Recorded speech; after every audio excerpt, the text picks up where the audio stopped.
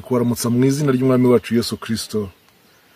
Uyu ni umwanya w'ijambo ry'Imana, inyigisho za Bibiliya, turiga ku Mwuka Wera. Dusome ijambo ry'Imana mu butumwa bwiza bwa Yesu Kristo uko bwanditswe na Yohana, ibice 14 umurongo wa 15 kugera ku 22. Ni mu nkunda muzitondera amategeko yanjye, nanjye nzasaba Data, nawe azabaho undi mufasha wo kubana namwe ibihe byose, niwe Mwuka w'ukuri. Ntibishoboka ko ab'isi bamuhabwa, kuko batamurora kandi batamuzi, ariko mwebweho muramuzi, kuko abana namwe kandi azaba muri mwe. Sinzabasiga nk'imfubyi, ahubwo nzazaho muri. Hasigaye umwanya muto, ab'isi ntibabe bakimbona, ariko mwebweho muzambona, kuko ndiho namwe muzabaho. Uwo munsi muzamenye ko ndi muri Data, namwe mukaba muri jye, nanjye nkaba muri mwe. Ufite amategeko yanjye akayitondera niwe nkunda, kandi unkunda azakundwa na Data, nanjye nzamukunda mwiyereke. Yuda utari Isikariyote aramubaza ati, bibaye bite ko Databuja, bibaye bite ko ugiye kutwiyereka ntiwiyereke ab'isi? Yesu aramusubiza ati, umuntu nankunda azitondera ijambo ryanjye, na Data azamukunda, tuzaza aho ari tugumane. Ariko utankunda ntiyitondera amagambo yanjye, kandi iryo jambo mwumvise si iryanjye, ahubwo ni irya Data wantumye. Imana ishimwe. Ndagira ngo dusenge Imana, dusengere izi nyigisho tugiye kwigisha, kugira ngo Imana ituyobore. Mana, ndagushimiye mu izina rya Yesu Kristo, ndagushimiye aka kanya uduhaye k'ijambo ryawe. Coboza rero, dore ngeze kuri wa murimo wampamagariye utoroshye, umurimo utamenyerwa, umurimo udakorwa n'ubuhanga bwo mu ishuri, umurimo ukorwa n'Umwuka Wera.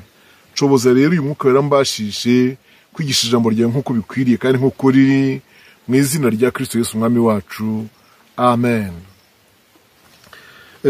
Nk'uko tubibona hano, iki ni ikiganiro cya Yesu Kristo ubwe. Yesu Kristo ubwe, aho yatangiye avuga ati, ni mu nkunda muzitondera amategeko yanjye, nanjye nzasaba Data, nawe azabaho undi mufasha wo kubana namwe ibihe byose. Aya magambo dusomye muri iki gice cya 15, cya 14 n'icya 15 n'icya 16, yewe n'igice cya 17, babyita les 4 chapitres des adieux. Ni ibice bine bya Yesu mu gusezera kwe, by'amagambo asoza, by'amagambo asezera. Igice cya 14 ko mu murongo wa mbere gitangira kivuga ngo ntimuhagarike umutima. Yarabateguraga, yabanje kubategura. Ntimuhagarike imitima, ahubwo mwizere Imana, nanjye munyizere. Ababwira ibyo mu rugo rwa Data, ababwira iby'urugendo, ikiganiro cye hagati ye na Toma na Filipo n'abandi. None ageze aha ngaha ababwira yuko nibakomeza kumukunda, hari isezerano ry'Umwuka Wera bazahabwa. Imana dufashe cyane. Uyu Mwuka Wera yabasezeranyaga, ababwira yuko bazawuhabwa, kandi akaza ari umufasha, akaza mu cyimbo cye, akaza kubafasha mu mwanya we. Uyu Mwuka Wera abantu bawuvugaho byinshi bitandukanye, niyo mpamvu ngira ngo tuwigeho inyigisho kandi zikomeye mu by'ukuri. Uyu Mwuka Wera, icyambere nuko ari ukwihishura kwa gatatu kw'Imana. Troisième manifestation, ni ukwihishura kw'Imana kwa gatatu. Murabizi yuko kwigaragaza kwa mbere kw'Imana, Imana yatangiye nka Data, Imana nk'umuremyi, comme Dieu le créateur. Imana nka Data aricyo bita Patre. Kubasenze bakoresheje ikimenyetso ku izina rya Patre. Patre bisobanura Père cyangwa Data. Hari igiro cyashize Imana yihishuye nk'umuremyi w'ijuru n'isi, kandi nkayo, reka mvuge ngo yonyine. Hari igihe cyamaze cyashize ari yonyine ivugwa cyangwa ikoreshwa. Cyane cyane isezerano rya kera ryose, uhereye mu itangiriro usanga havugwa gusa Imana, Imana, Imana, Imana. Ntabwo umwana akoreshwa cyane, ahubwo umwana ni ijambo riza mu isezerano rishya. Ahubwo uyu Yesu we mu isezerano rya kera agaragara yitwa marayika ukomeye w'Uwiteka. ni uko akenshi bakunda kumwita. Hanyuma umwuka nawe akahaboneka nk'usupervisa, nk'uwagenzuraga ibikorwa. Tangiriro igice cya mbere, Mwuka w'Imana yagendagendaga hejuru y'amazi imuhengeri, niko bivuga. Noneho ukwihishura kwa kabiri kwabaye kwihishura kw'Imana mwana, kwihishura kw'Imana mu mwana. Icyo gihe Imana yari yigize umuntu iza kubana natwe, ari byo Emmanuel, ari byo kandi bizamwo jambo. Yesu afite amazina agera kuri 6, ariko yose atarakoreshejwe mu bihe bimwe. Ndabaha urugero. Navuze marayika w'Uwiteka, ariko hari n'irya kabiri ryitwa jambo, usanga muri hano igice cya mbere. Hari n'usanga tubona ryitwa Emmanuel, Imana muri twe, iryo ni irya 3. Hari irya Yesu, iryo ni irya 4. Hari irya Kristo, iryo ni irya 5. Hari n'irya Mesiya, ari irya 6. Ayo mazina yose dufite umwanya twayavugaho, tukabwana buri zina n'igihe cyaryo. Gusa gato nabasigira nuko irya Mesiya ryo rizakoreshwa aje yimye ingoma ye y'ubwami hano mu isi.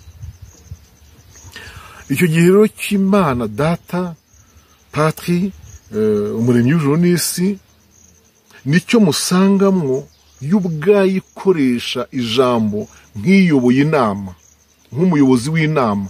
Itangiriro 1:26 havuga ngo tureme umuntu agira ishusho yacu, ase natwe. Urumva ni Imana umuremyi yari ifashe ijambo iyoboye inama, tureme. Igaragaza rero ko itari mu gukora yonyine. Hanyuma mu itangiriro 11, dore uyu muntu abaye nk'imwe, no, mu itangiriro 4 umurongo wa 20 hepfo, dore uyu muntu abaye nk'imwe yo muri twe, ku byo kumenya ikibi n'ikiza, abaye nk'imwe yo muri twe. Urumva ni imwe muri twe, Imana imwe muri twebwe. Bitavuze ngo zo ni 3, ahubwo mu mikorere 3. Nyuma rero haje kuza umwana, ari we Yesu. Imana yihishura nk'umuntu, iravuka, katuvuge gutyo, irarerwa, irakura, tubyite gutyo, iba umukiza. Imana dufashe cyane. Niyo mpamvu Yesu Kristo yari Imana 100%, akaba n'umuntu 100%. Ntabwo ari 15%, ntabwo ari 50% kimwe ku kindi, oya, ngo abe umuntu 50%, abe n'Imana 50% bigabane, oya, ubwo ni byose ni 100%. Igihe cyo kugero haza Mwuka Wera, ari nawo ukwihishura kw'Imana kwa nyuma, ari niyo mpamvu nyuma y'ahangaha tuzataha tujyanwe n'Umwuka Wera, bidasabye kubona indi yindi Imana, idasabwe no kugira ukundi twihishurira. Uyu munsi rero tugiga kuri izi nyigisho z'Umwuka Wera, nk'uko tubibabwiye. Kuva kera muzi ko Imana iri mu muntu yamuhumekeyemo umwuka wo mu mazuru. Tangira igice cya 2 umurongo wa 7. Yamuhumekeyemo umwuka wo mu mazuru, umuntu ahinduka ubugingo buzima. Uyu mwuka rero yamuhumekeyemo ntaho uhurira n'Umwuka Wera tugiye kwigaho, oya, ahubwo iki gihe umuntu muri we yaragize ubumana muri we, igihe muhumekeramo umwuka wayo. Kandi mu rwandiko rwa mbere rw'Abakorinto 15 umurongo wa 47 kumanuka kugera hepfo kuri 51, hakatwereka yuko twese abahumeka uyu mwuka, twese abahumekeyemo uyu mwuka w'Imana, twese turi bamwe. Icyo gihe umuntu niwe atandukanira n'ibindi byaremwe byose. Uwo muntu rero wari uri mu Imana muri ubwo buryo, Imana umuremye, iyo shusho y'Imana niyo yaje kwangirika. Yangirika ryari? Yangirika cya gihe Satani yoshya Eva nawe akoshya Adamu, icyaha kikinjira. Uwo munsi ibyo mwumva yitwa ngo icyaha cy'inkomoko, uwo munsi umuntu yarangiritse. Byasabaga rero ko acungurwa, byasabaga ko yongera akaba reyanime, Yesu akongera agahabwa umwuka wo kumubohora no kumuvana muri bwa bubata bw'urupfu bwa cyaha cya mbere. Ariyo mpamvu twakira umwana w'Imana, twakira Yesu Kristo. Iyo twakiriye Yesu Kristo tuba twakiriye n'umwuka we, twakira umwuka we nk'uko n'Imana yaduhumekeyemo uwayo wa mbere mu mazuru. Uyu rero nawe ndavuga Yesu aje yagombaga kuduhumekeramo uwe. Umva ko ijambo ry'Imana rivuga mu rwandiko rwa mbere rw'Abakorinto 15 umurongo wa 45. Uko niko byanditswe ngo umuntu wa mbere ari Adamu yabaye ubugingo buzima, naho Adamu wa nyuma yabaye umwuka utanga ubugingo. 46 ariko umwuka si ubanza, ahubwo umubiri ni ubanza hagahiruka umwuka. Ntiwumva? None ujya mu Bagalatiya naho, mu Bagalatiya reka mvuga ukuntu havuga. Abagalatiya igice cya 4, ariko ndavuga yuko umuragwa yakira umwana atagiye cyatandukanaho n'imbata nubwo yaba ari nyiri ibintu byose, ahubwo ategekwa n'abamurera n'ibisonga kugeza igihe cyategetswe na se. Natwe niko turi, tukiri bato twari imbata, dutegekwa n'amategeko ya mbere yahoze mu isi. Maze igihe gikwiriye gisohoye, Imana yohereza umwana wayo wabyawe n'umugore, kandi wavutse atwarwa n'amategeko, ngo acungure abatwarwa nayo, biduheje kwitwa abana b'Imana. 6 kandi kuko muri abana bayo, nicyo cyatumye Imana yohereza umwuka w'umwana wayo mu mitima yacu, avuga ati aba data. Cyo gituma utakiri imbata, ahubwo uri umwana, kandi uri umwana uri n'umuragwa wahawe n'Imana. Urumva ko twohererwa umwuka w'umwana w'Imana. Aha ngeze rero niho abantu benshi bajijwe, kandi bakajijishwa n'abigisha. Ntabwo umuntu wakiriye Yesu Kristo, wakiriye agakiza, ntabwo aba abatijwe mu mwuka wera. No. Ahubwo aba yakiriye umwuka w'umwana w'Imana, aba yakiriye umwuka wa Yesu Kristo, umubatura, umuhindura umwana w'Imana. Ntabwo kiba kitakubatizwa rero mu mwuka wera, baptême du Saint-Esprit. Iki gihe umuntu aba yakiriye umwuka w'umwana, namwe murabyumvise umwuka wa Yesu Kristo, umwuka w'umwana w'Imana, nk'uko na mbere twakiriye uw'Imana muri twe. Nabiberetse rya mu Itangiriro 7. Aha rero tuba twakiriye umwuka w'umwana w'Imana. Ndetse mu rwandiko rw'Abakorinto aho twasomye, reka ndebe mu gice cya 12, aho twasomye hambere havugaga ibya Adamu wa kabiri. Ibice 12 by'urwandiko rwa mbere rw'Abakorinto. Bene data, ibyerekeye impano z'umwuka sinshaka ko mutabimenya. Muzi yuko mukiri abapagani mwayobywaga, mukajya kubigirwamana bitabasha kuvuga uko mwabigenwagaho kose. Nicyo gituma mbamenyesha yuko ari nta muntu ubwirijwe n'umwuka w'Imana uvuga ati Yesu ni ikivume, kandi nta muntu ubasha kuvuga ati Yesu ni umwami atabibwirijwe n'umwuka wera. Aharusha kuvuga iki? Yesu umwuka wera niwe wemeza abantu kwakira Kristo Yesu, kwakira umwuka w'Imana. Nanone abari aho ngaho supervisa, ahagararira icyo gikorwa, nk'uko twabonye mu Itangiriro ko n'ubundi umwuka wera yari aho ngaho akurikiranye igikorwa kirema. Cyo cyambere cy'Itangiriro umurongo wa 1. Noneho rero nyuma hakaza kuba ari umubatizo w'umwuka wera. Reka bisobanure muri aya magambo. Yesu iminsi yose yamaze ku isi, uko ari imyaka 33 n'igice, kandi akaba muri iyo 33 n'igice harimo 3 gusa n'igice yivuga butumwa.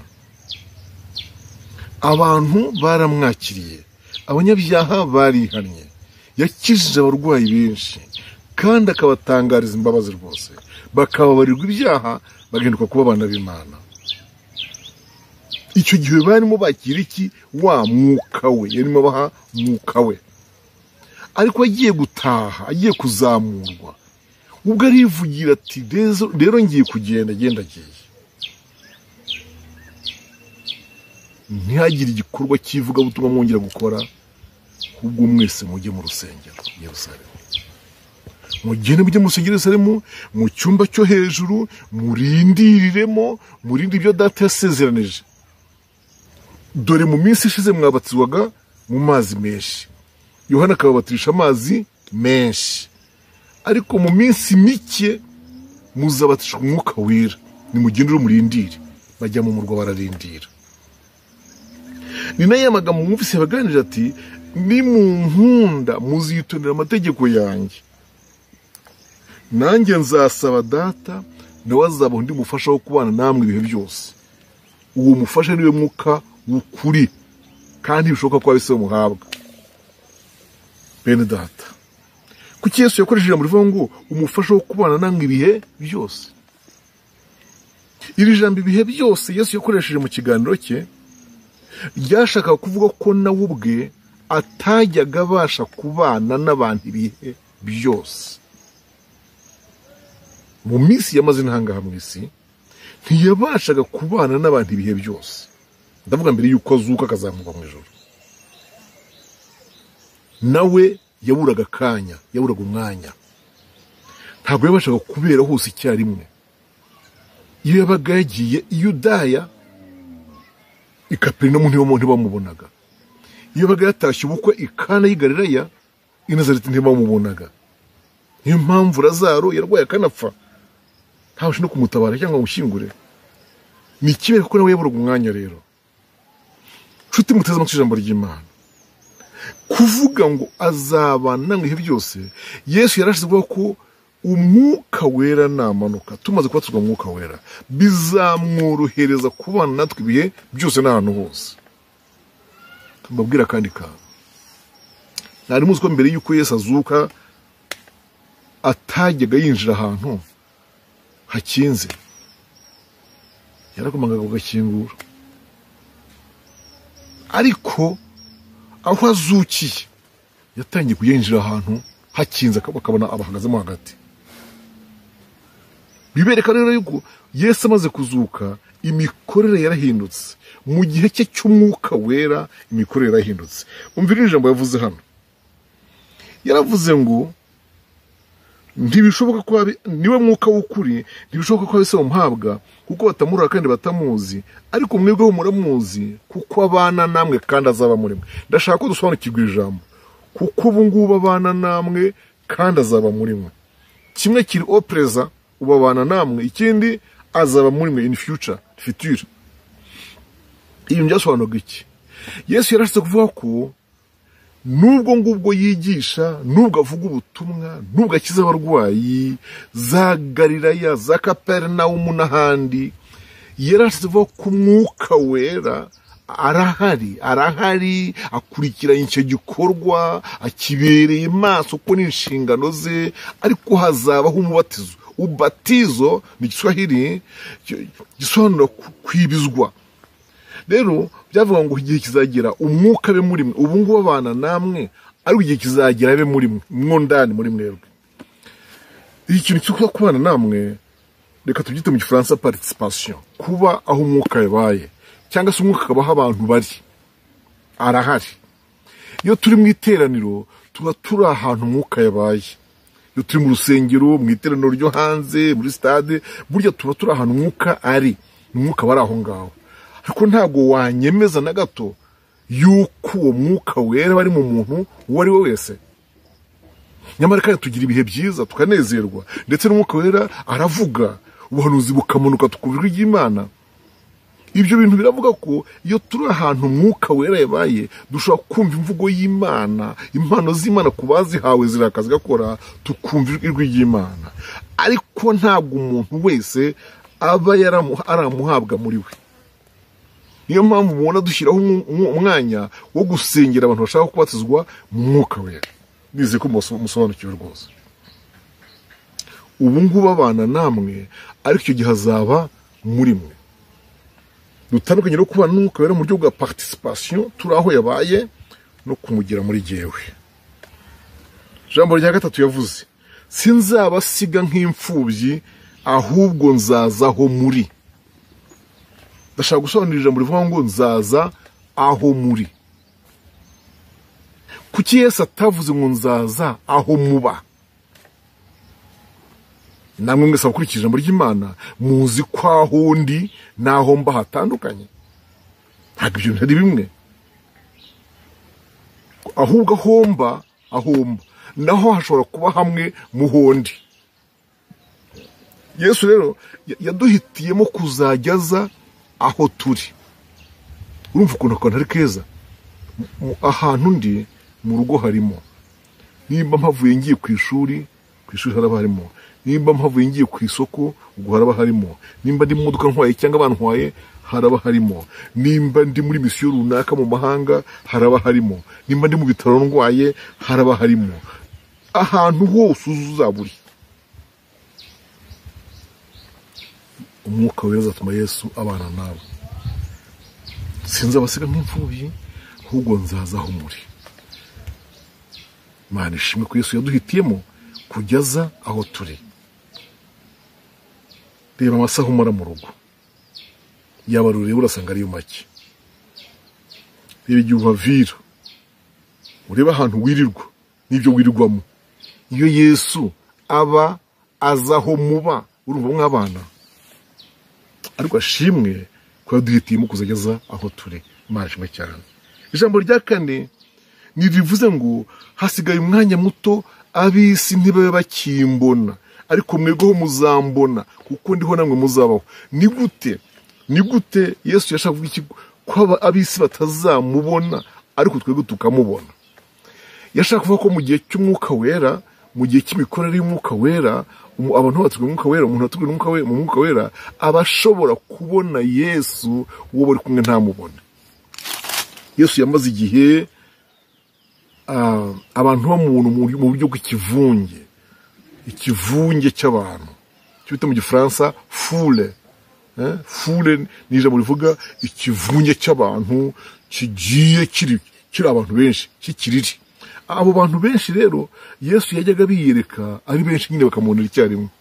Ariko harashye kuvuga ko umwuka wera namanuka, umuntu amubatijwemo azaba ashobora kwibonera Yesu cyangwa kwiyumvira Yesu, abantu bose baraho ntibamubone.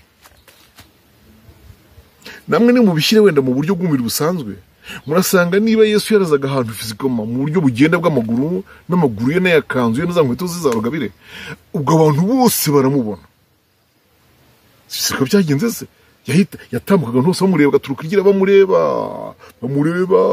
ugasanga nyine baza kayoburiye ibiti bagiye kumutegerezamo, baramubonaga. Ariko mu buryo bw'umwuka abonwa gusa n'uri mu mwuka. Izina ry'Imana rishimwe cyane bene data. Haleluya. Jambo rya gatanu ngezeho nirivuga ngo uwo munsi muzamenya ko ndi muri data namwe mukaba muri jye nanjye nkaba muri mwe. Ni umwuka wera utwemeza rero ko Kristo ari muri twebwe. Ni umwuka wera utumenyesha ko Yesu ahari, ukumva arahari. Iri jambo reka ndihereho mubwire rya jambo yavuze ngo niba nabarenganya bakabakururira mu nkiko, ngo umwuka wera niwe uzabongorera icyo muzavuga. Buriya mu mwuka wera duhabwa kumva umwuka wera, tukumva aratwongoreye, tukumva aravuze, tukumva aratuyoboye, ariko abaraho ntibabimenye.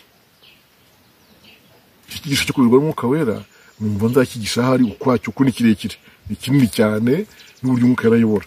Ariko nibura tube twumvise icyo bita umubatizo w'umwuka wera. Ntaragisoza ariko ndashaka gusoza, ndashaka ko uyu mwuka wera hari igihe cyashize cyo mu isezerano rya kera yazaga ku bantu, yazaga ku abazaho, amuzaho. Tubisanga kuri ba Samusoni mu bacamanza igice cya 13, kansoma aho hantu mwumve. Abacamanza igice cya 13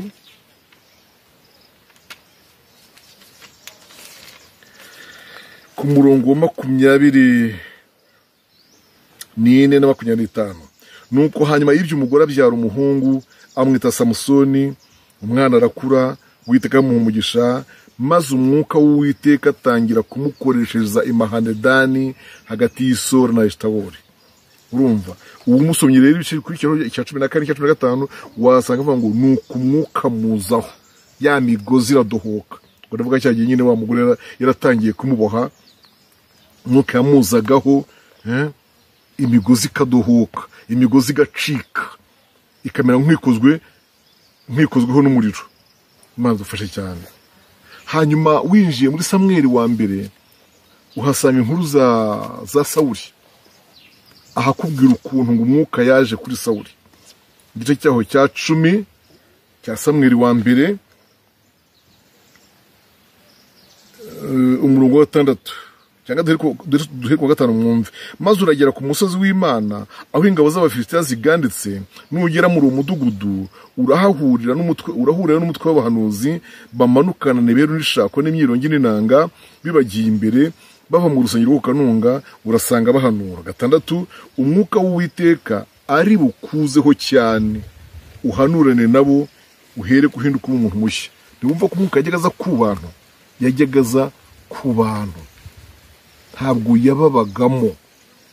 Yarazaga akabazaho akabakoresha ibikorwa runaka by'ibitangaza by'indashyikirwa akigendera.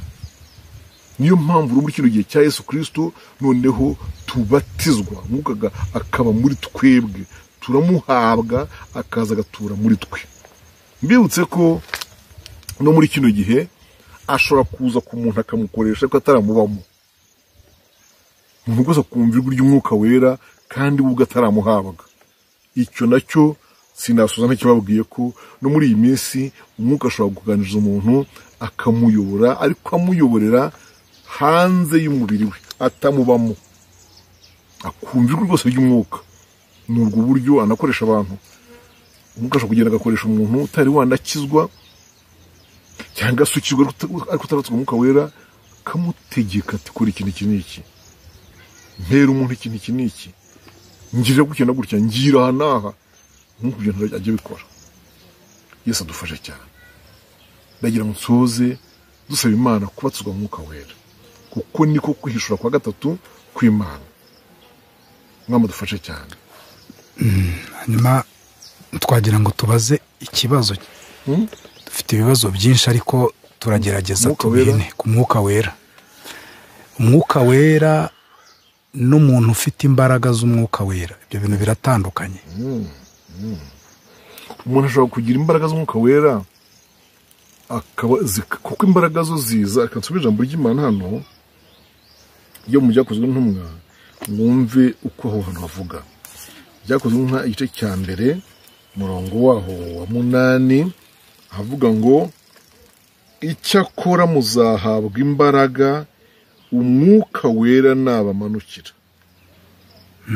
Muzahabwa iki? Imbaraga. Umwuka wera nabamanukira. Ntago bavuze ngo muzahabwa umwuka wera imbaraga niziza, ahubwo muzahabwa imbaraga. Nuvuga ko umwuka wera ashobora kuzana imbaraga. Mu bintu umwuka azana harimo n'imbaraga. Wabyumvise? Kandi none imbaraga zo ntizishobora kuzana umwuka wera. Ashwe. Ndashaka kuvuga icyangaha. Mu gice cya 2 cy'umubatizo w'umwuka wera, Byakozwe n'Intumwa mu gihe cy'umubatizo, dusoma ko haravuga ngo nuko umunsi wa Pentekote usohoye, bose bari hamwe mu mwanya umwe bahuje umutima. Umuriro batungura umeze nk'uw'umuyaga uhuha cyane, nk'uw'umuyaga. Bamwe baravuga ngo ni umuriro umeze nk'umuyaga. Ni umuriro umeze nk'uw'umuyaga uhuha cyane, ukwira inzu bari bicayemo. Haboneka indimi zigabanije, ururimi rujya kuri buri muntu wo muri bo, nuko batangira kuvuga mu zindi ndimi nk'uko umwuka yabahaye kuzivuga. Ndashaka kuvuga cyangwa rero uriya muriri umeze nk'umuyaga uhuha cyane. Reka turebe iyo umuyaga uhuha cyane bigenda gute ubundi. Iyo umuyaga uhuha cyane, insina ziragwa n'ibitoki. Iyo umuyaga uhuha cyane, inzu zirasambuka. Iyo umuyaga uhuha cyane, abantu bikomezaho imyenda nk'imikenyero cyangwa amakanzu. Iyo umuyaga uhuha cyane, ibintu by'imyanda byose biri hasi biraguruka. Donc iyo umuyaga uhushye, uwo muyaga ubwawo uzana imbaraga. Si koko? Izi mbaraga rero hano mbajije umwuka wera azana ni imbaraga zibanziriza umwuka wera. Navuga ngo ziba zije gutegura umuntu ugiye guhabwa umwuka wera. Zirabanza zikamujegeza iriya tambuluma, kiriya gishyitsi cyabayeho. Sibyo? Kuriya kujegera ubona kubanza kubaho mbere yo kuvuga mu zindi ndimi. Ziriya mbaraga nje nabonye ari izo kubanza ngo zumvishe umubiri ko uhuye n'ikindi kibazo. Donc umubiri ugiye uhuye n'izindi mbaraga ubwawe utabasha kugenzura. Murabizi yuko mu by'ukuri umuntu muri kamere ye umuntu agira izima cyo bita izima cyangwa ijabo agira ikintu cyo kwihagararaho sibyo hari umuntu uvuga ati n'iyi ndeshyo n'ibi biro n'amashuri nize koko ngaragurwe n'imbaraga ntazi arizo ntabwo birambyumva nk'umugabo yipfuna ntakibaye nk'umugabo arira ntakibaye uzi ko abantu bateguriye ariko uzarebe iyo umuntu abatse umwuka wera iyo ntibibaho kandi ntabwo nshatse kuvuga none ko abantu bose bibagenegera gutyo ibyo ngibyo biterwa n'umwuka wera n'impano umwuka ashaka kuvuga bw'umuntu kuko buriya ntabwo impano zose zikoresha imbaraga ntabwo zisaba imbaraga ngira ngo nduvyumvise rero muzahabwa imbaraga mukara namanukira izo mbaraga zishobora kuba izi ngizi zo zibanza kuzura ahantu mukara agiye kuba cyangwa yageze ariko kandi ziba no mu muntu zikamuhakonesha kimwe mu biranga ko umuntu yahawe umwuka wera ni ukuba yanyura mu bintu abandi badashobora kunyuramo Imana idufashe cyane ikindi kibazo hari ukuntu bavuze ngo mbere Yesu hari ahantu ntiyinjiraga ahantu hakinze yabanzaga gukomanga nyuma ariko noneho yatangiye yageze ku gihe yinjira ahantu hadakinze yego amaze kuzuka nyuma yo kuzuka bivuze ngo amajije kuzuka hari izindi mbaraga yagize none se ubwo iyo fenomene imeze ite imbaraga zamuzuye imbaraga zazuye Yesu nkuko birivuga imbaraga zazuye Yesu zari noneho zije kumukoresha muri bwa bumana ya divinite ijana ku ijana yego sibyo kuko murabizi ko ku nyanja yakoresheje iriya nyanja yagiye akoresha cyane mu ngendo ze niyo bita Tiberiya ariyo nyanja y'Igalilaya muzi ko mu mwitangira ry'ivuga butumwa rye yatiraga ubwato twese tubizi yatiraga ubwato agatira ba Simoni n'abandi agatira akambuka agatsuka nyine akajya hakurya ariko nimwibuke ko hari igihe yagendeye hejuru y'amazi none ntabwo atayatiye icyo gihe yarimo agira ngo agerageze kwizera kwa Petero kuko Petero nawe yarabimusabye urabyumva rero biberekeye yuko hari n'yakoraga rimwe na rimwe bigaragaza ubumana bw'ijana ku ijana n'ibindi bigaragaza ko ari umuntu ijana ku ijana nko kubira icyuya nko gusonza kunanirwa kimwe n'abandi yego gusaba imbaraga Mana mpimbaraga iki gikombe kinde nyine nk'ibyo ngibyo ni bigaragaza ko nawe yanegwaga nk'umuntu ariko aho azukiye yatangiye kujyaza batazi igihe yaziye akinjira hakinze ngo ni mu mwibuke mu nzira y'i Damasiko noneho muri babigiko bagenaga baganira bagahura nawe ntimuzi ko bamubuza batabonye hagiye nta butaka bwasinye ngo bumure ntibabonye harengeye mu gicu ntibabonye atambika mu gashyamba hariya ariko baramubuza icyo kintu rero cya apparition cyo kuboneka mu buryo butunguranye no kuba bamubura mu buryo butunguranye cyari kigiye kugaragaza ko noneho atangiye gukoresha bwa bumana bwe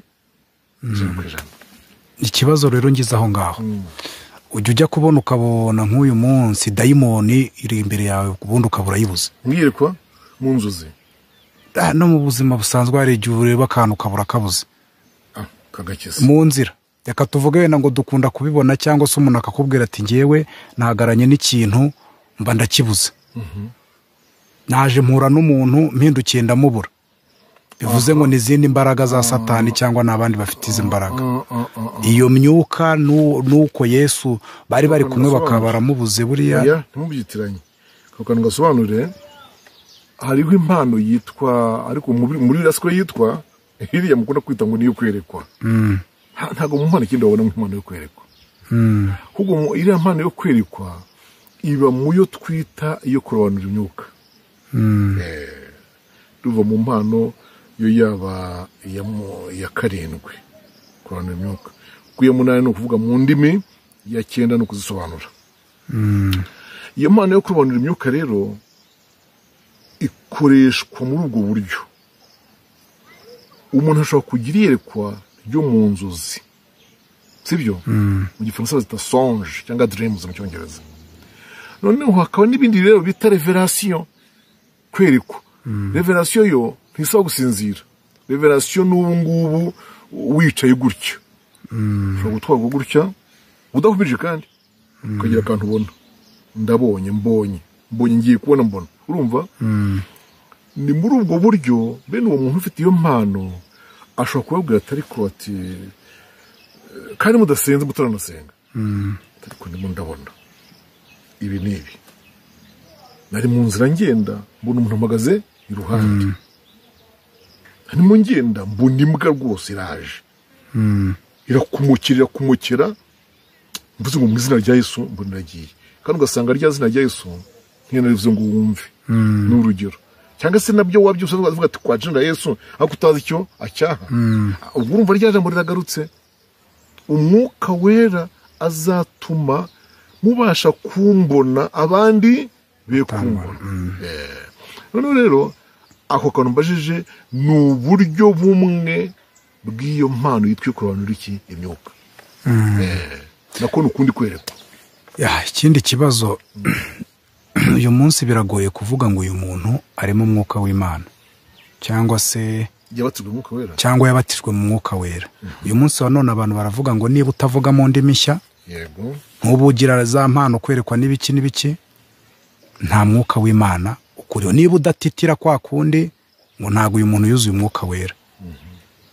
ikimenyetso ni iki kimenyerekana umuntu uri mu mwuka w'Imana ikimenyetso cya burundu cya rurangiza cy'uko umuntu yabatijwe mu mwuka wera ni ururimi rutamenyekana nicyo kimenyetso cyane tujye twigisha biri ukwiri twe kwijya hirya niko kuri ibyo bituma icyo umuntu ataramenya azakimenya bituma icyo umuntu atarabona azakibona aragisaba azagihawe reka tube wumve haboneka indimi gatatu ibyakozwe mu 2:3 haboneka indimi zigabanije zisa n'umuriro ururimi rujya ku muntu wese wo muri bo bose buzwa umwuka wera batangira kuvuga mu zindi ndimi nk'uko umwuka yabahaye kuzivuga noneho rwandiko rwa mbere rw'Abakorinto 12 rwandiko rwa mbere rw'Ikorinto 12 haje amacako twumvamo ngo icyakora mu ngo kane icyakora hari impano z'uburyo bwinshi ariko umwuka n'umwe kandi hariho n'uburyo bwinshi bwo kugabura iby'Imana ariko umwami n'umwe 6 hariho n'uburyo bwinshi bwo gukora ariko Imana ikorera byose muri bose n'imwe 7 umuntu wese agahabwa ikimwerekanaho umwuka kugira ngo bose bafashwe umuntu wese agomba kugira ikimwerekanaho umwuka kugira ngo bose bafashwe ibi biravuga iki rero kucyo warumbajije ubundi ikimenyetso cya burundu birayemerana nuko umuntu avuga mu rurimi rutamenyekana ariko nsobanura abantiza amatwi ko ururimi n'indimi bitandukanye hano havuze ngo umuntu wese haboneka indimi zigabanije umuntu wese ahabwa kuvuga ururimi rwabo yego batangiye kuvuga mu zindi umwuka wahe kuzivuga aha ndashaka ko abantu batandukanya ururimi n'indimi hariho indimi nyinshi iryo jambo nyinshi iba hariya mu mpano mu cya 12 ni impano ni impano ya 8 ni impano ya 8 undi agahabwa gukora ibitangaza undi agahabwa guhanura undi agahabwa kurobanura imyuka undi agahabwa kuvuga indimi nyinshi undi agahabwa gusobanura indimi iyi mpano yo kuvuga indimi nyinshi ngiye mbona ari ijijisha abantu niyo abantu bajijirwaho bajya ngo barahabwa umwuka wera umuntu mu gihe cyo kwasura umwuka wera kwe byanga bikunda agomba kuvuga mu rurimi nashaka kuvuga icyo bita tuyita syllabe mu gifaransa syllabe hari cyo bita umugemo nubwo umuntu avuga ati ri gusa kandi mwagiye mubona hano umwuka wera ukuvuga gusa aravuze ngo ri umuntu avuze ngo tu gusa urakavuga ngo rayine gutyo ariko byanga bikunda mu gihe umuntu abatwa mu mwuka wera iyo abantu barimo gusengera abantu batwa mu mwuka wera baba bagomba kubegera akumva ko ari buvuge mu rurimi nubwo yavuga kamwe gusa kubera iki ashobora kudahabwa indimi nyinshi ariko akagira urwo avuga ngo rugaragaza ko yahawe umwuka wera aho kandi avuze ko umwuka wera n'igihe cyose azajya yuzuzwa azagirwa umuntu aboneka yumve karagarutse ndabisobanura ahangaha ntabwo impano zose uko ari 9 zigendana n'amagambo kuvuga. Ubundi impano uko ari 9 zirimo ibyiciro 3. Harimo iz'inyembaraga zisaba iki? Imbaraga. Ubwo harimo gukiza abarwayi, urabyumva? Niyo korora unyuka, iyo hajemo kwirukana abadayimoni burya hakora imbaraga. Urumva ni imbaraga. Nimvuga iyi imbaraga ntitwumve yuko isaba ibintu by'ibigango by'ibizigira guterura ibyuma, no. Ni imbaraga ariko z'umubiri z'amaboko bisanzwe. Muri make irimo gukora, uyikoresha arakora. Arakora ukabona ko muri muvuma zo gukora. Hakaba impano zitwa iz'akanwa, iz'amagambo zisaba kuvuga. Ubwo zisaba eloquence tubyite gutyo. Mbaho urugero, iyo kuvuga mu ndimi, iyo kumenya, niyo guhanura. Sikukoze? Kuko urumva ntago umuntu yeremo guhanura abaye adedemanga cyangwa avuga uburimi biragoye ko hanura. Ibi birasaba amagambo kandi mu buryo bwumvikana kugira ngo iteraniro ry'Imana ryumve. Si icyiciro cya 2. Ngeze rero ku cya 3 noneho cyitwa iz'ubwenge, zo zikora in silence. Mucece. Nyirayo wa bene ntiyisabaganya, nta kubagana, nta guhindagana, ashobora no kutagira wa muri twavuze imbaraga. Babyumvise? Ariko ukumva aravuga ati ariko ukwiye kwikirana n'umuntu runaka ukumva uvuze n'izina mwakagira Imana se uyu namenye ate koko kumva aravuga ati ariko gerageze wishyura amafaranga wagujije igihe kiniki Yesu Kristo uyu abwira ukikorera gujera kumva arongera ati mu bana bawe umwana wa 5 afite ikibazo nuba hari ku ishuri bimeze nabi baza gufite umwana wa 5 ndetse umukuru. Ibyo bintu rero ni ibintu dasaba ku tambloma yishyitse. Izo bazita impano z'iki z'ubwenge. Ngiye igiciro kuri 3 by'iki by'Imana. Ubwo rero bivuze ngo ikimenyetso cyanyuma ni ururimi. Noneho hari ahantu hari indirimbi ivuga ngo mu gihe wumva utagifite urukundo menya yuko uwo mwuka yagiye. Yabonye kwibwa n'umubiri wawe musaba utigaruka. Bamugana wawe yanagiye. Muri make yigendeye. Ubwo mfite urukundo se naba mfite umwuka wera. Oya. Kandi ariko indirimbo ivuga. Nabyumvise. Mu gihe ubona ko urwo rukundo umurimbyi aririmbaga, murabizi ko urukundo ruri mu buryo bwinshi. Hari ubwo bita filia, hari ubwo bita eros, n'ubwo bita agape. Nagabona rero bizarare. Ubwo bwoko butatu bw'urukundo ntago abantu bajya bamenya kubutandukanya. Ndatinya ko bazagunya kugendera mu bwoko runaka bw'urukundo bwanye gwagize urw'Imana. Urw'Imana kugeza ubu ni agape. Urukundo rukunda Imana, rugakunda abaye bose, rukunda abantu bose. Naho za erosi urukundo rukunda umuntu ufite ibyo murarikiyeho. Rw'inyungu rw'indamu. Urabyumva? Abo ufite bose cyo bakubwira araharara kanahararuko. Filia ni urukundo rw'umuryango. Amufratane urukundo rw'umuryango. Umubyeyi akunda umwana, akunda umugore, akunda bene wabo. Sibyo? Rumwe rugahaguruza ukajyana abana guca mwirembo kwa sekuru, ukajya gusura mukuru wawe, ukumva umwana berese wabo ntiyabahatika kandi ufite amafaranga, ukamwishyura hamwe n'abandi. Babyumvise? Ariko urwo rukundo umwuka yaravugaga ni rwa agape. Urwo rukundo rero rukunda abantu b'Imana, rukunda ijuru, rukunda ubugingo buhoraho, rukunda umurimo w'Imana. Ibyo bintu byose bibamo. Ndaguha urugero. Rero murivuga ngo ituro ryose umuntu atuye ngo ariturane umutima ukunze. Nanjye gusa nukunze iki? Imana. Ntukunze Imana kandi ukunda inzu ye n'umurimo wayo. Urumva mu murimo wayo ukunze n'ibiki? Ukunzemo n'abashumba. Babyumvise? Nubwo ndufite sinaba mfite umwuka wera. Ntabwo bivuga ngo ufite umwuka wera. Kuko umwuka wera navuze ko ashobora kujya gute gufasha abantu kugira urwo rukundo rwo mu nzu y'Imana ariko batari bamubatizwamo. Uyu munsi rero noneho iyo umwuka wera yakuvuyeho, sibyo urwo rukundo ruragenda, ruragabanuka. Uyu munsi rero none hari ikindi kivuga ngo umuntu wese mpfa kuba natuye icyaha ngo ni umwuka wera uri muri njyewe. Confession kwatura icyaha ntago ari umwuka uri muri wowe. Reka nababwiye ko umwuka wera ashobora kuganiriza umuntu hanze y'ubuzima bwe, hanze y'umubiri we, atari mu mutima we. Yego. Kandi kantu ka nyuma mbaza, uyu munsi wa none hari igihe abashumba ujya kubona ukabona barahuguranye. Abashumba ubwo bahugurana, cyangwa n'umuntu akamuhugura, cyangwa reka ntago byemewe gutitira. Uri umushumba abibuza abakristo. Uyu mushumba ngo burya ngo niko tubizi.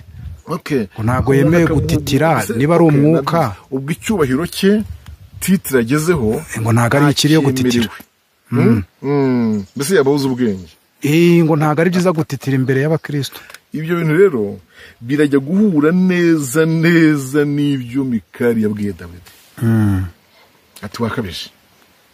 Uzurengereye. Kandi uri umuyobozi w'umwami. Ntabwo wari ukwiye kubyina bene kariya kageni. Ibyo rero ni impuguro satanike, ni impuguro ziva ku mubi. Mu by'ukuri uriya mushumba, uriya muyobozi ku rwego rwe, nashaka ururemba w'itorero rwose, aya matitire makuru, bishop cyangwa runaka, sibyo? Umwuka wera ashatse amanutse agashaka kumutigisa muri make, kuko urumva ni imbaraga ziri incontrolable. Kuko aho zabaye mu cyumba cyo hejuru ntabwo zari zikontororwa ngo umuntu yavuga ngo ndazigenzura. Umwuka wari bikoze icyo nababwira bankurikiye mwese, nuko umwuka wera atajya akoresha abantu ibiteye isoni nko kwambara ubusa. Kiriya kintu mubona kiba hirya no hino mu matorero, mu madini, nsigaye numva kubona ngo umugore ari ahantu tuguye ingazi nko kujya ku gicuri, imyambaro ateye imigeri ingutiya ziragurutse. Biriya bintu umwuka w'Imana. No, kuko umwuka wera ni umwuka w'ubwenge, ariko ni uw'imbaraga. Iyo tumuhawe ibyo dukoresha byose abidukoresha turi konsiya, tubyumva ko arimo kubidukoresha, kandi turabyishimira. Umuntu yumva byishimiye, yumva ari fiye ko arimo kubihabwa. Niyo mpamvu umugore uhetse umwana akomeza kumva muhetse, sibyo? Ndetse ingobyi ijishutse yakongera akayijisha kandi ari mu mwuka. Urabyumva? Igitenge kiduhutse yakongera akagisubira akagikenyera. Urabyumva? Iyo yuzuzwa ashobora kuvana muri nete nk'izi ngizi akazifasha hariya. Aba ari ibintu mbese umuntu ashobora kumva ko byamubayeho. Niyo mpamvu umuntu abyishimira, agatavuga ati Imana ishimwe, nagize ibihe byiza, nahembutse, Imana ishimwe cyane.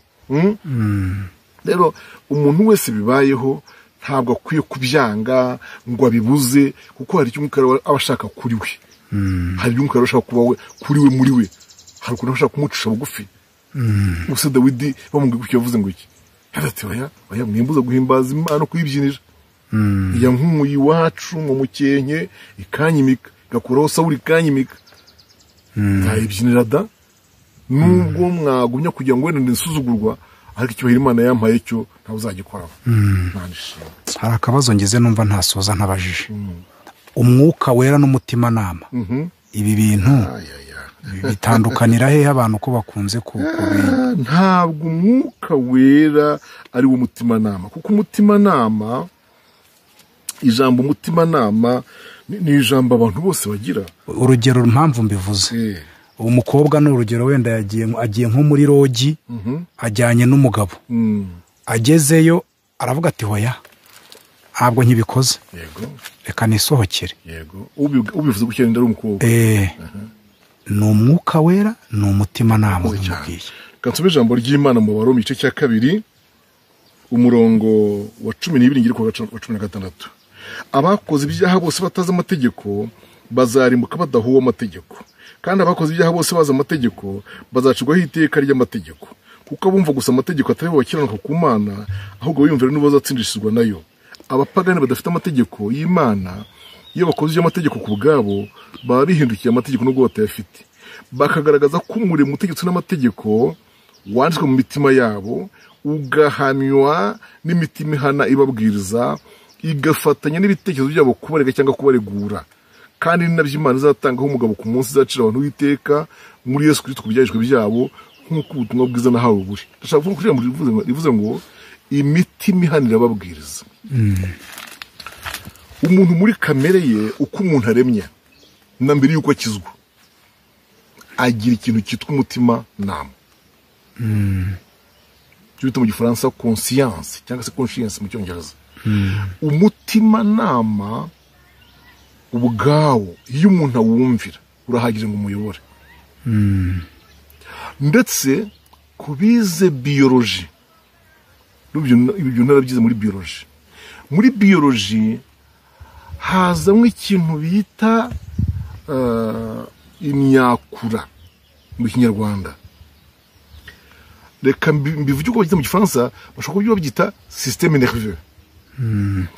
Système nerveux niyo ituma umuntu arakara cyangwa akababara, niyo izana ibyishimo, guseka, amarangamutima, urabyumva. Ni nayo izamo kwikanga, sibyo? None ni iki gituma umuntu aba arimo agenda inyuma ye hagaturuka umuntu cyangwa ikintu kimwubikiriye, ntako kitagize ngo kigende gahoro, ariko umubiri w'umuntu mu buryo uremye harimo kumenya ko hafi yawe aho ibintu atari byiza. Niyo havuye ijambo rivuga ngo ishyamba si ryera. Umuntu aremanywe rero bita kumva, systeme yumva. Iyi systeme yumva itangira kumva hatameze neza. Ndumva hari sanse niba ari 6 zo kumva. Hariyo kumvisha amatwi, sibyo?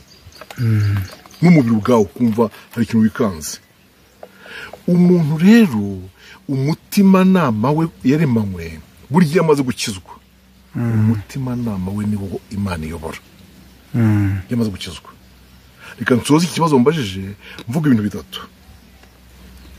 Iyo umuntu yenda kugwa mu cyaha, mbere yo kugwa mu cyaha, hakura umutima nama. Yego?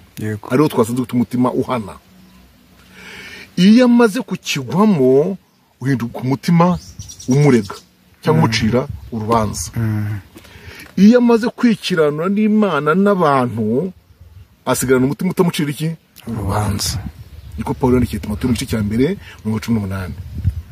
Bivuga ngo uriya mukobwa wari ugiye nubwo yagezeyo, ubundi akenshi mu by'ukuri abarinze kugerayo akenshi ntago wahava.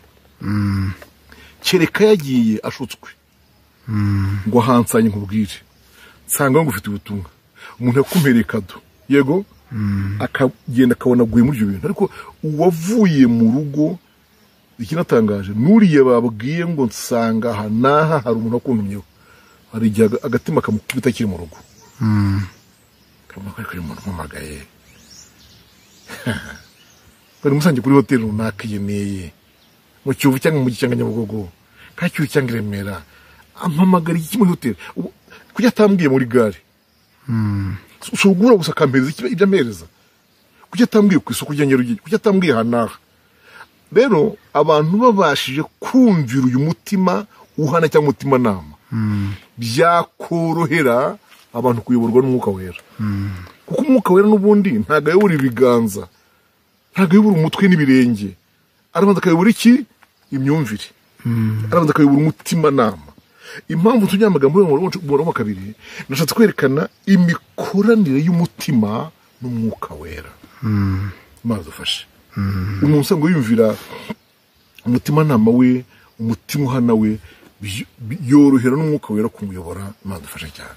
Amen. Akoze cyane. Ndumva twasenga Imana rero, ubutaha tuzaganira wenda ku buryo Umwuka Wera ayobora abantu, kuko abantu bakeneye kumenya uburyo Umwuka Wera ayobora. Ndetse tuzanaganira no ku mpano n'imbuto, kuko nabyo abantu barabyitiranye, impano n'imbuto. Ariko kubera ko uyu mwanya watambutse tuzagikoraho. Mana turagushimiye mu izina rya Yesu Kristo, tugushimira ijambo ryawe uduhaye, kandi ndagushimira ko nshoboje kuriganira. Mana bari baritse amatwi bahumugisha, kandi nabo baryumve ku buryo bagigisha abandi, rigende rigwire muri bo rwose, ribe rishyitse rigwiriye ku buryo rishobora kubafasha gutambuka mu gihe kibi kigoye cy'umwijima, igihe Paulo yise ngo ni icy'ubugoryi kandi kigoramye, uhe kugitambukamo neza. Ndagushimiye ko uzatuyobora muri byose, mu izina rya Kristo Yesu umwami wacu. Amen.